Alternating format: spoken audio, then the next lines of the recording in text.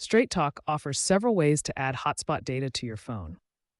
First, check your current plan. The Unlimited Plus plan includes 10 gigabytes of high-speed hotspot data, while the Unlimited Pro plan offers 22 gigabytes. Once you exceed these limits, speeds may be throttled. If your plan doesn't include enough hotspot data, you can purchase add-ons through the Straight Talk app or website.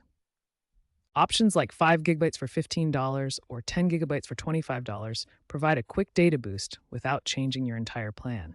Ensure your phone is hotspot compatible and that you're in an area with a strong signal for optimal performance. Remember to monitor your hotspot usage to avoid unexpected fees.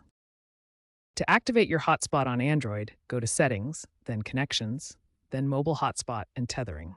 Enable the hotspot feature. On iOS, go to Settings, then Personal Hotspot, and enable it.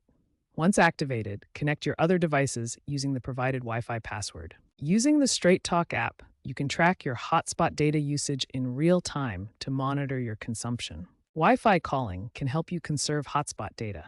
If you need more data, purchase an add-on via the app or website by logging into your account and selecting Add Data.